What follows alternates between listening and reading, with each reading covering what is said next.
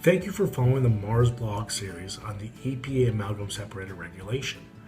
You may have already read the first 3 blogs of this series: Introduction to the EPA Amalgam Separator Compliance blog series, Why Dental Practices Require Amalgam Separators, Who will be regulating and implementing the Amalgam Separator Regulation.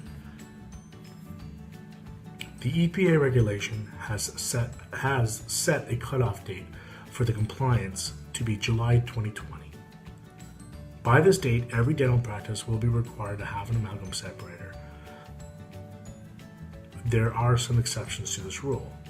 If you open a new clinic after July 14, 2017, you must have an amalgam separator installed within 90 days of opening. The second is your local control group's best management practices may require you to install an amalgam separator sooner than 2020.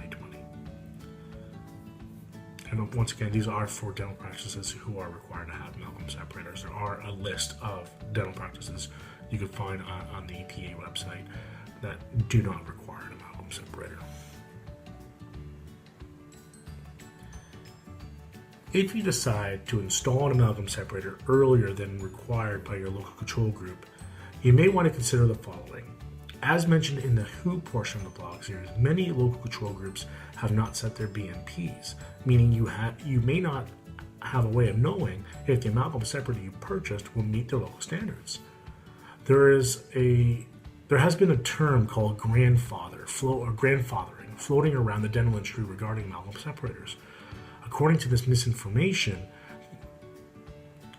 this rule will allow you to keep your existing amalgam separator for 10 years or until it needs replacing.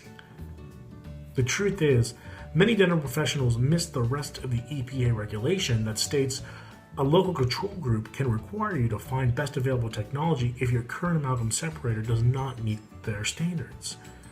You can read more about this topic in the M.A.R.S blog, EPA Amalgam Separator Regulation, Circulating Misinformation and Amalgam Separator Requirements Part 1, Grandfathering. If you still feel installing an amalgam separator as soon as possible is the right thing to do for your practice, be sure the system you purchase comes with a written guarantee of compliance from the manufacturer. A written guarantee of compliance should state, if your system does not meet current or future standards of your local control groups, the manufacturer of your amalgam separator will make the appropriate changes to the system to ensure your compliance. For more information ensuring your compliance, please see the M.A.R.S blog Guarantee of Compliance, the one simple rule that will save you money when investing in an amalgam separator. Final deadlines for required compliance in most cases will come with ample notice. Where a dental practice might be surprised by a local control group with a quick call to action is if your practice, with or without amalgam separator, has been tested to not meet the local standards. If you are found polluting mercury, you could be required to comply within 10 days of notice. In the next blog of this series, we'll be discussing what the expectation for dental practices are. Our next blog will assist dental professionals in understanding what is to be expected so that when they do purchase an amalgam separator, they'll know what to look for.